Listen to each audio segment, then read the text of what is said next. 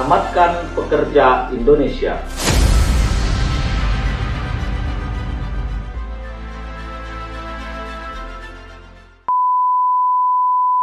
Assalamualaikum warahmatullahi wabarakatuh. Selamat siang, salam sejahtera bagi kita semua, kawan-kawan para viewers Harahap TV Channel, sahabat mahasiswa, sahabat-sahabat pekerja dan serikat pekerja. Syukur alhamdulillah pada hari ini tanggal 16 Oktober 2020, hari Jumat, kebetulan ba'da Jumat saya bertemu dengan pengamat politik Sumatera Utara. Ada sebelah kiri saya Abang Anda Faisal Riza. Bang Faisal Riza ini adalah pengamat politik yang sangat mumpuni dan diakui oleh masyarakat Sumatera Utara. Dan syukur pada Tuhan Yang Maha Kuasa, berkebetulan saya pada posisi ba'da Jumat tadi mengopi, habis sholat Jumat ngopi ke kafe kopi Dr. Kopi ini, ketemu dengan Bang Faisal Riza, dan cerita-cerita pada akhirnya Bang Faisal Riza bersedia untuk memberikan edukasi atau pemahaman terkait tenaga kerjaan yang dikaitkan dengan perkembangan politik terkhusus secara umum di Indonesia, tetapi terkhusus di Sumatera Utara. Karena Bang Faisal Riza ini nggak banyak waktu, maka saya rasa langsung saja ke Bang Faisal Riza. Selamat siang Bang Faisal. Selamat siang. Selamat siang. Oke. Bang Faisal Riza, kemarin kan di tanggal 10 itu membeludaknya demonstrasi yang dilakukan oleh mahasiswa di Sumatera Utara, kemudian didukung oleh para masyarakat serta pekerja di Sumatera Utara. Secara politik, menurut Abang ini sebenarnya kemana arah daripada pengesahan undang-undang Omnibus Law atau undang-undang Cipta Kerja ini, Pak? Ya, terima kasih ya pertanyaannya. Yang pertama yang perlu kita lihat adalah produk pengesahan itu, undang-undang itu. Statusnya kan sampai hari ini itu kan ada beragam versi. Ya, ya. Sehingga kalau ada pengamatan berdasarkan hukum, dia sebagai produk hukum itu bermasalah. Karena DPR itu mengesahkan hal yang tidak ada barangnya, gitu. Tidak pasti, berubah-ubah, bahkan sampai setelah disahkan. Jadi kalau kita lihat secara politis, ini sangat-sangat politis. Jadi unsur politiknya sangat lebih kuat daripada hukumnya. Jadi pada semangat undang-undang itu, semangat menetapkan regulasi mengenai banyak hal termasuk cipta kerja itu, karena permainannya ada pada disahkan saja dulu. Nanti kalau ada gugatan, ada segala macam protes, nanti kita sesuaikan. Jadi maksud Abang ini jenis ya, isinya ini politis itu, iya. Kemana arahnya? Berarti bukan proses pengesahannya itu sangat politis. Jadi DPR mengesahkan hal yang tidak ada pastinya, gitu. Maksudnya Bang? Misalnya berapa halaman undang-undang itu, dokumen itu kan berubah-ubah, banyak versi. Dan lain anggota dewan lain bicaranya, gitu. Sehingga pertanyaannya yang mereka sahkan tuh yang mana? Kan gitu. Ya. Argumen-argumen yang berkembang di banyak media itu menyebutkan soal isi mereka menyesuaikan. Cuman persoalannya ini barang udah disahkan. Jadi nggak jelas, Bang? Nggak jelas. Baru inilah kejadian orang mengesahkan hal yang dia sendiri tidak tahu kejelasannya, gitu.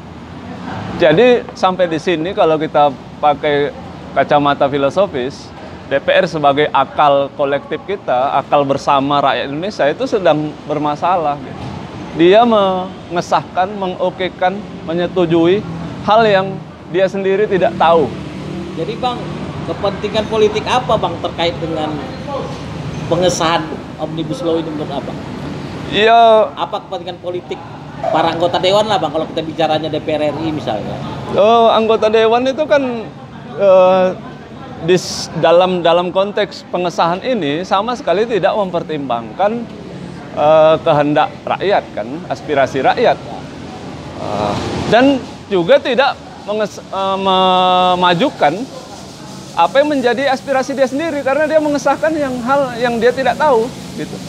Belum sampai Bang saya paham bahwa ada kepentingan politik dalam pengesahan Omnibus Law ini. Ini apa merupakan pesanan atau memang seperti isu Bang bahwa anggota DPR RI ini kan mayoritas katanya pengusaha gitu Bang. Jadi mereka itu melakukan pengesahan ini untuk kepentingan mereka sebagai pengusaha, atau memang ada titipan seseorang atau titipan apa seperti isu bahwa mempermudah investasi dan segala macam. Ya begini, Omnibus Law itu kan di berbagai negara itu kan ada gitu kan. Ini gunanya banyak ya, puluhan undang-undang yang mengatur, sementara sebelum ada Omnibus Law di Indonesia itu dirasakan dalam prakteknya, konsep dan praktek itu tumpang tindih, apalagi terkait dengan regulasi di daerah. Nah, tumpang tindih ini menyulitkan investasi, begitu. Jadi proses perizinan, segala macam, tanda tangan, kewenangan, pelimpahan kewenangan itu bermasalah, gitu. Dan tidak efisien. Selain tidak efektif. Saya belum dapat kepentingan politik apa. Jadi begini, Omnibus Law itu kepentingannya adalah mengefektifkan kerja-kerja pengembangan ekonomi, mengefisiensi kerja-kerja masuknya investasi, sehingga negara berkepentingan kalau Omnibus Law ini ada, nah iklim investasi menjadi lebih nyaman, lebih mudah, lebih efisien, lebih efektif gitu. Berarti bukan kepentingan partai atau kepentingan keluarga penguasa, bukan? Tidak. Secara filosofis ini sangat-sangat menarik. Di luar konten ya, tujuan perumusan Omnibus Law ini sangat-sangat kita sambutlah dengan baik karena dia bertujuan mengefektifkan dan mengefisiensi iklim investasi gitu. Di luar konteks, di luar konten gitu ya. Tetapi di dalam konten itulah muncul permainan politik hukum gitu kan, klausul-klausul, pasal-pasal gitu. Yang pada ujungnya ketika disahkan itu, DPR sendiri tidak tahu mana versi yang sebenarnya harus kita laksanakan sebagai sebuah undang-undang karena dia berubah-ubah gitu. Oh, berarti menurut Abang ini hanya ada ngaruhnya di terkait masalah politik hukum, bukan politik kepartaian atau politik kepentingan, bukan Bang ya? Tidak. Ya kalau kepartaian itu kan spesifik sebenarnya dia ada di undang-undang pemilu gitu.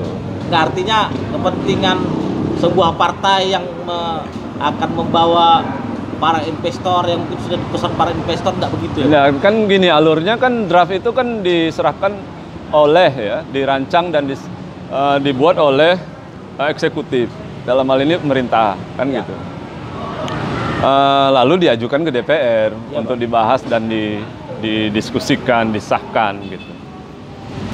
Tapi versi pemerintahnya berapa ratus halaman, yang disahkan berapa halaman, yang didokumentasikan entah berapa halaman lagi ya nggak tahu. Kalau bicara substansinya Bang, bicara substansi, ini kan Bang di Omnibus Law ini bukan hanya ada masalah ketenagakerjaan, ada masalah lingkungan ya, dan lain-lain. Kita fokus ke masalah ketenagakerjaannya Bang. Ya. Menurut Abang secara substansinya sebenarnya ini tidak ada tidak ada pengaruh daripada, atau tidak ada muncul terkait masalah politik pragmatis, kepentingan para penguasa nggak ada Bang ya? Ya kita mau menghadapkannya pada kepentingan siapa? Misalnya kepentingan buruh. Nah kita harus terima nasib bahwa buruh di Indonesia tidak punya partai. Iya. Jadi kalau tadi ada pembicaraan bahwa wajarlah Omnibus Law itu disahkan secara sembrono dan itu dimainkan oleh aktor-aktor DPR yang berlatar belakang pengusaha, Ya. sehingga sudut pandangnya adalah ya pertumbuhan ekonomi versinya mereka, versi pengusaha gitu. Nah, kalau ada statement misalnya bernada herois, macam mau membela ini akan membuka investasi, membuka lapangan kerja dan seterusnya, sebenarnya itu sedikit saja dari perasaan mereka dalam hal mengesahkan ini gitu. Karena apa? Karena investasi itu bukan soal membuka lapangan kerja aja, dia berdampak pada lingkungan. Kemudian kalau orang digusur, misalnya hutan gitu ya, diganti dengan perkebunan monokultur seperti sawit itu merubah kultur, merubah struktur sosial masyarakat, bahkan merubah sejarah masyarakat itu sendiri gitu. Jadi kalau menurut abang para pekerja sabar aja bang ya? Iya, karena dia nggak punya partai buruh. Nah, berbeda dengan negara-negara lain yang mereka punya undang-undang sejenis Omnibus Law ini, tetapi mereka diadvokasi oleh saluran-saluran politik, dalam hal ini partai buruh gitu. Nah, itu yang menyuarakan aspirasi mereka di DPR-nya gitu. Jadi kalau menurut abang, saya ini bang yang mau saya kejar ini, apa benar ini? Karena isu Omnibus Law ini bang, di beberapa media dikatakan bahwa ini begini, gitu. Malah menyudutkan pemerintah gitu kan.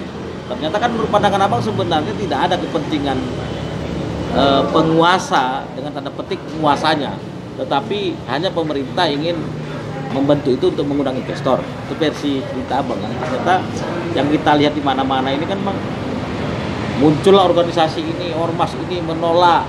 Beginilah si Anu memimpin negara, nggak di situ sebenarnya. Saya nggak sampai di situ, itu sudah politis efek dari pengesahan itu ya.